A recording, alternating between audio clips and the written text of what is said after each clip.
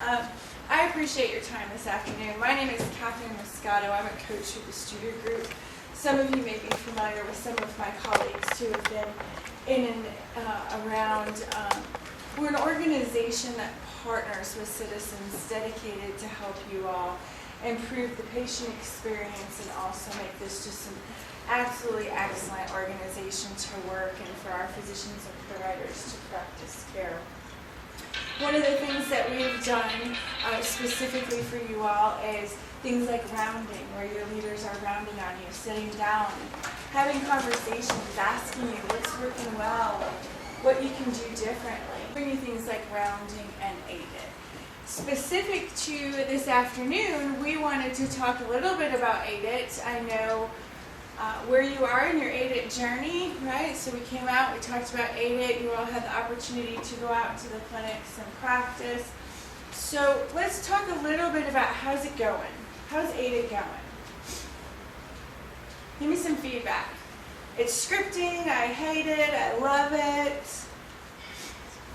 I've had quite a few managers actually reach out to me to come up with some scripting, so I wasn't involved in the last meeting, but maybe that is what caused the managers to reach out, so Absolutely, yeah. I can vouch that they are actively working on it.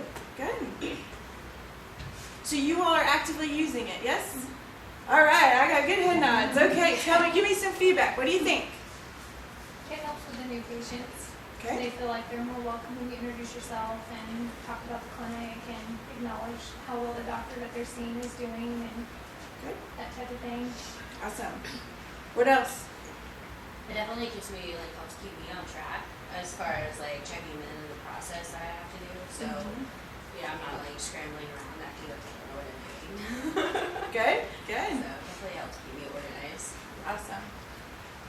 In the walk-in clinic setting, if you're doing it verbatim and explaining what's going on and giving them the duration, it really helps with their perception of what's going on and why they're having to wait.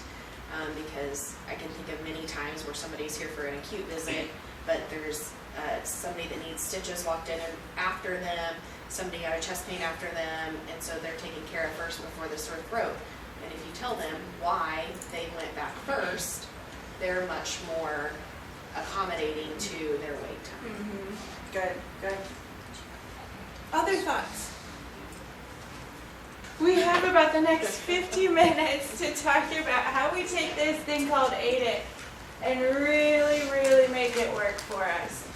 Because I don't know about you all, but who works front office for me in the room? Check in. You have more than one patient standing in line at the same time? Maybe? I don't know. Is there maybe more than one patient to room? So how do we make it work? How do we make it work for us, right? So when we talk about why you work here, why do you work as citizens? There's a reason you got into healthcare, right? Certainly a reason you stay. Because again, I'm going to go out on a limb here, but I'm willing to bet that every day is not consistent. Might be a little bit of change introduced in your world, right?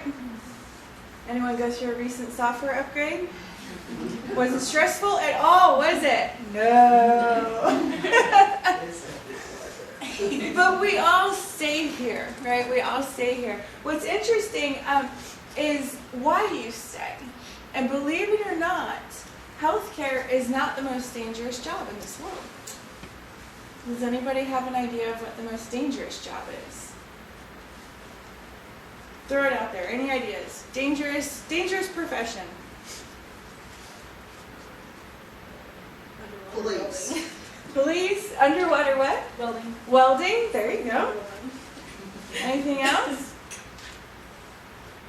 Believe it or not, it is Alaskan crab fishing. Alaskan crab fishing. 50% of these people don't come home. 50%. So we have to remember though, in healthcare, we've got to have a passion and a purpose for what we do, right? We've got to have a reason to be here. It's hard work. It's certainly a lot of change. So I would challenge you this afternoon, my challenge for you all is to think about why you're here, why you got into healthcare, and why you stay. I've been to 5 clinics this morning, maybe 4, and I randomly select people and I just ask, why do you work here? What's great about CMH, right? Because I truly value your input, and each and every person has a reason they're here and why they stay. And so keep that top of mind. I know as we approach the end of the year, things get busy, right? Everyone is making those last calendar visits before end of year. We've got a new software upgrade. Remember that it's each and every patient individually treated. And it's your attitude. You choose how you approach each and every day. I know I'm from a small town, just so you all know. But anybody go to Springfield for Christmas shopping lately? Mm-hmm. Anyone get cut off in traffic? Yeah. Now you don't have to verbalize out loud what you thought, but perhaps you had some thoughts about that person who cut you off? Mm-hmm. What if I told you the car that cut you off in traffic, the driver was a husband and the wife was in labor and they were trying to get to Springfield to deliver a baby? Or what if I told you the driver was a parent who just got a phone call that their child had fallen off the monkey bars and they were frantically going to the ER? Might that change the attitude that you have for them and why they cut you off? And might that example be relevant in December in Missouri because the weather's so beautiful? Yeah. So I would just challenge you all to think about your attitude. I understand, you're checking folks in left and right, pulling them back. For you, it's patient 24 out of 97. But for that patient, that's their healthcare, right? That's their first visit. And really, when it all comes down to it, empathy is what really will differentiate you from others, and it's your ability to empathize. It is the overall driver to patient experience, so you all are familiar with your patient survey process here and getting that feedback. It does drive overall patient satisfaction, and it really helps our patients understand that you don't just care for me, you truly care about me. Okay? So when we talk about what is empathy, it is not only being aware of, but also understanding our patients and what position they're in. And really stepping out of our comfort zone to not judge another and to really truly understand what they're going to and accept someone's feelings or concerns. Right? So let me ask you a question. Do we have anyone from the billing department or who deals with patient bills? No? Okay. Anyone know anyone who works in billing? Those folks, do you think it's a little stressful on them? Picking up the phone. Good afternoon. Thank you for calling CMH. My name is Catherine from the billing department. How can I help you? And what happens on the other end? Right? You know? And so it's stressful. It's very stressful. But we need to understand and empathize that that patient on the other end doesn't understand it though, right? And is overwhelmed at the potential thought of what they have to pay. I did it just the other day. I was a mechanic. You know, it's like, you want how much money? What's wrong, right? Because we don't understand. So when we talk about communicating with empathy, it truly is a 2-step process. You have to feel the empathy, but then you have to communicate with empathy, right? So it's understanding where that person is, but then it's also showing them that we understand through our communication. So we're going to go through a couple tips on how to communicate with empathy and really show our patients that we mean it. So prerequisite number 1 to empathy, seeing the person, right? Really understanding who they are, where they're coming from. You know, some of us they've had a bad day when they get to us, right? And we need to understand. We also need to be respectful and aware of first impressions, okay? People are like onions, okay? We have to start peeling back the labels. So the best example, let me ask you all, am I an introvert or an extrovert? Just from what you know me. Shout it out there, there's no right or wrong. Well, there is, but. Am I an introvert or extrovert? Who else has a guess? Come on, it goes well when you play together. Usually what happens in the audience is they say extrovert because I'm standing up here giving this presentation, and usually folks think, oh, you know, she's out there and she travels for a living and she does this for a living. She talks to people all over about all this stuff. She's an extrovert. The truth is I'm an introvert. When I go home, I won't speak to a soul. I'll put my earbuds in on the airplane and I'll pretend like no one else in this world exists. That's who I am, okay? But people are like onions. They have many layers. And so we need to remember to peel back those layers and truly make those connections with our patients. Prerequisite number 2 to empathy, presence. You must be present, right? So again, I understand when you've got that line of 10 patients to check in, it's just so easy to multitask, right?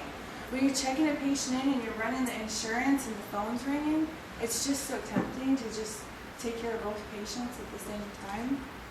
So really making sure that you're aware and that they feel that you are present just for them. Little things, so how many MAs, RNs, LPNs do we have in the room? Any? They walk patients back? Being able to sit when you enter a room with a patient, little things like that. Indicators that you're not present. The hand on the door is my favorite, right? So when you room a patient and you're halfway out the door with your hand, anything else you need? Because I'll be back, right? Little things like that that make a big statement to our patients. You're looking at your watch, right? It's habit. We all do it, right? So, perception is reality, okay? So, they experience our behavior, but not our intentions. We could intend to treat people well all day long, right? But it's truly what they experience. So we need to make sure that our behavior matches our intentions.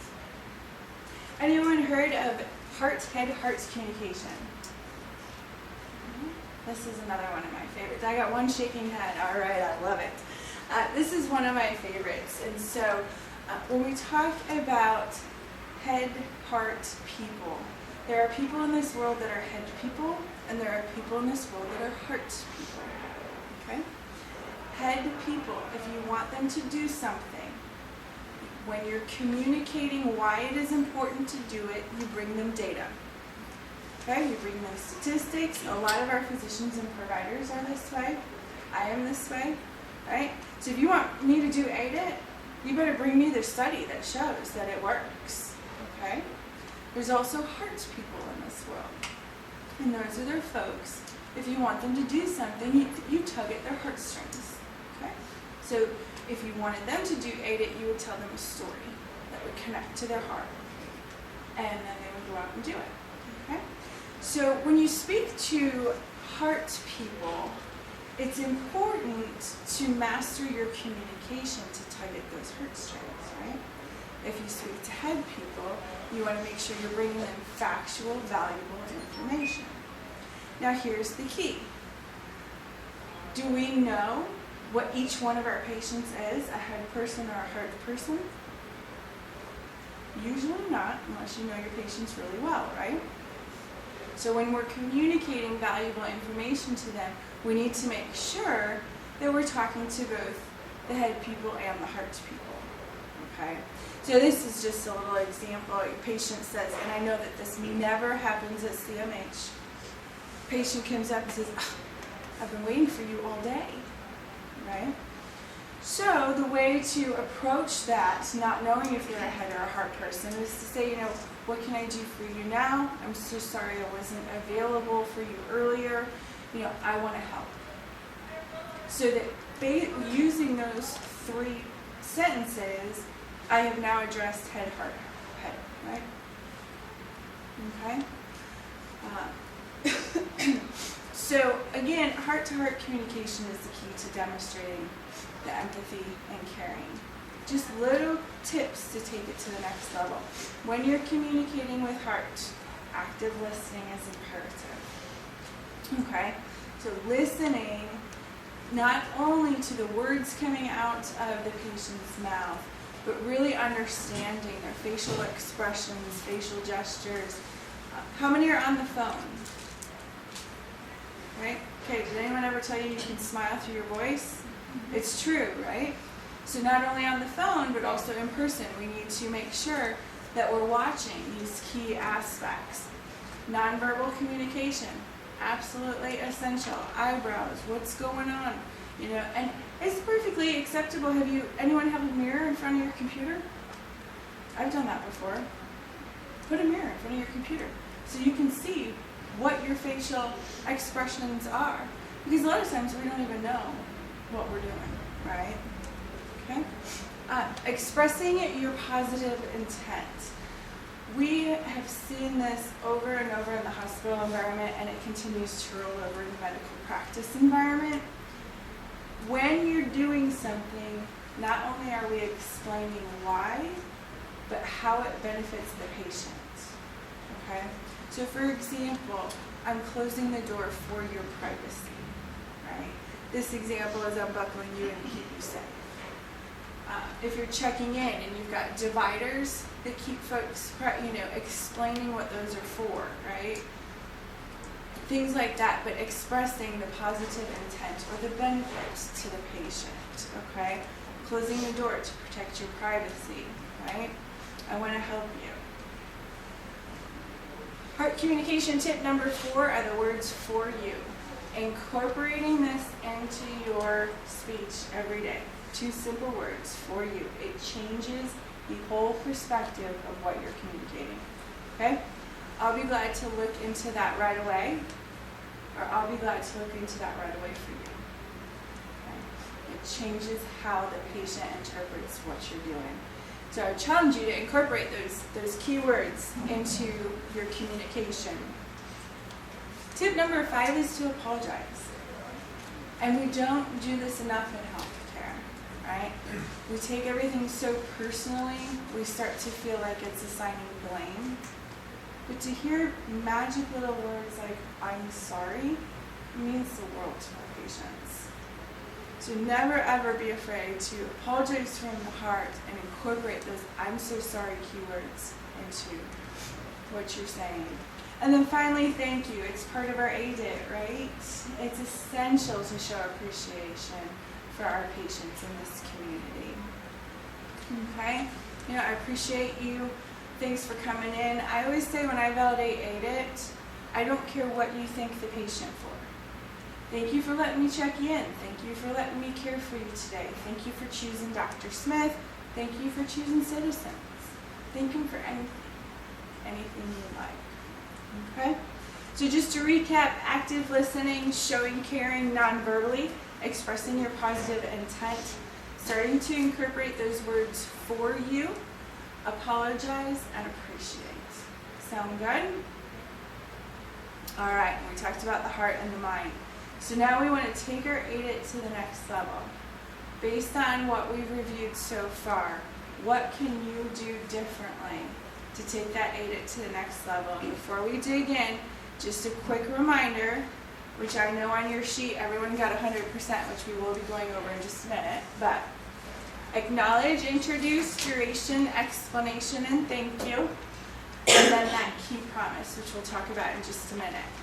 So remember, managing up is part of the AIDET, where we manage up Dr. Smith, CMH, you name it, right? So we're managing up. It helps instill confidence in our patients that we got them. We got this. We're going to take excellent care of them, okay? And I think several years ago when we talked about managing up, we talked about saying things like, oh, Dr. Smith, he's been here for 20 years and he graduated from the University of Missouri and he's practiced. No. We don't need to do any of that, right? What do we need to do? We need to instill confidence in our patients that Doc's got them, right? He's going to answer all your questions. He's going to take great care of you. His patients love him. Whatever you can communicate, that will instill that confidence, right? It also demonstrates a united team. You all are in it together, right? Susie's going to be your MA. She's going to take great care of you. Okay? All right. Keywords, things not to say, and I'm sure that none of these are ever said here. I heard them across the country, but wanted to bring them to your attention because we do this. We make these mistakes, right? Right? I've called housekeeping 3 times. They never return my calls. I don't know. With a software upgrade system, has anyone needed to call poor IT this week? Yeah. This darn computer, I've called IT 4 times. I don't mean any harm by it, right? Okay, so just keep that in mind. I always say awareness is the first step. Okay? Choose your words wisely. Okay? It is the way to ensure you exceed your patient's expectations. So if you tell a patient the wait is going to be a minute, and it is 5 minutes, you're going to have a very upset patient. Okay? If you tell them 5 minutes and it is 5 minutes, you've got a satisfied patient. If you tell them 10 minutes and it's a 5-minute wait, you've exceeded their expectations. So when you're starting to think about AIDET and taking it to the next level in your duration, always feel free to overestimate. Okay? All you'll do is exceed their expectations. Couple keywords to stay away from in your AIDET. Hopefully, as soon as possible, a few minutes. I travel the country for a living, and so I have made it my mission to ask several different people across this country what the definition of a few minutes is. And when I ask, I get responses that range from 2 minutes to 15 minutes. Right? We interpret things differently. Okay? Now, if you told a patient a few-minute wait, and it's that patient that understands a few minutes to be 2 minutes, what's going to happen after 5 minutes have elapsed? You're going to be a little upset, right? I was shadowing a nurse in a hospital, this is several years ago. She was taking a patient to surgery. The last thing the patient heard when he got wheeled into surgery is, "I hope everything goes well." Was that nurse a bad nurse? No. Did she mean any harm by it? No. But can you imagine being that patient wheeled into surgery and that's the last thing that you've heard? So it's our job as healthcare professionals to make sure that we're utilizing the right words to instill confidence, to communicate with empathy, and treat every single patient like they are the only patient we have to deal with today. Sound good? All right. Before we move on, what questions can I help answer, or what can I explain better?